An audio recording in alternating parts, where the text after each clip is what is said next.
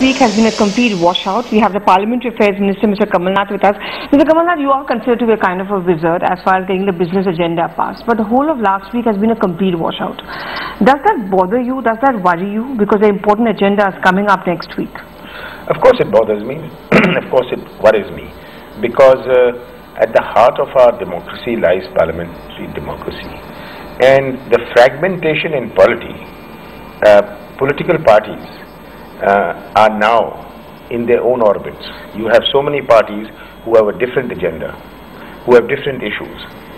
And for them even to find convergence within themselves becomes difficult.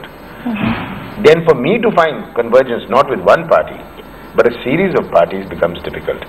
So it does bother me. It just merely doesn't bother me because Parliament is not functioning. But on the larger issue that Parliament, which is meant to discuss and debate, is not working, and these discussions and debates are happening in TV channels, is happening in verandas, is happening in rooms. This is not a healthy portent for our democracy. And the Prime Minister just said that the world is laughing at us, but the opposition says that the world is laughing at us because the government is doing what it's not doing, and it's not doing what it should be doing.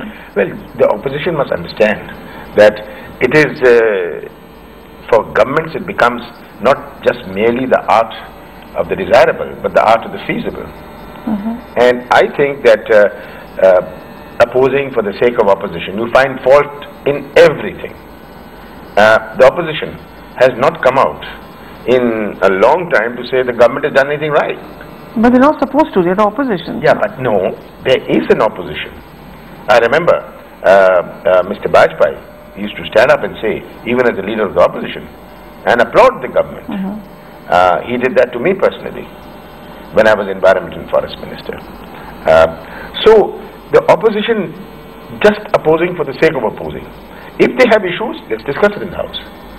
They will get as much of media space doing it in the House as much as they'll get outside. Okay, now the big challenge next week, first of course, is the financial bill.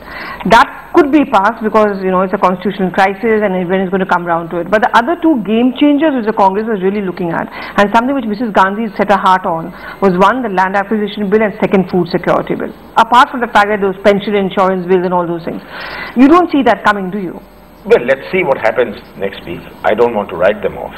We must understand that these are not issues of the Congress party or the government. These are issues of the people.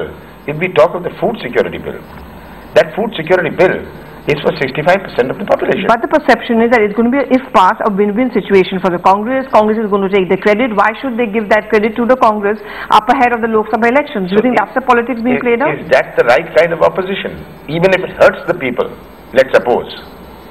Is that the kind of parliamentary democracy we want?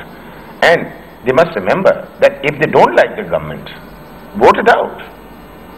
Why can't they say this government is absolutely rubbish, let's bring a no confidence motion?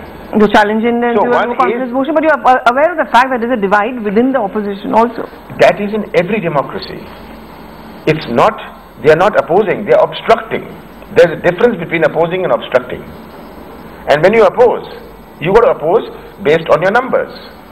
When you obstruct, 10 members can obstruct. 10 members can obstruct an house.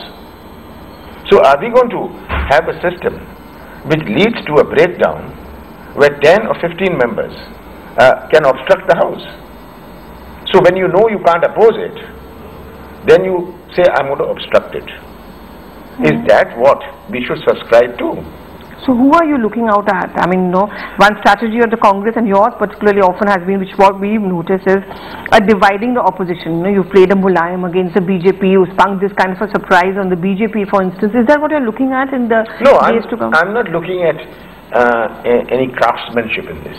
I'm looking at simply to reaching out to them, making them understand in the next 2 days that these are the issues. Have you got feelers from them that they're going to be willing to understand? It's not feelers. It's, I believe all political parties at the end of the day are responsible. They are responsible political parties. And they have their states. If we are in the center, we must remember that BJP is also ruling in so many states. They are taking advantage of so many of the government schemes which came in also through Parliament, which they are proclaiming to be their schemes. So they must understand this, and I will engage with them more intensively next week.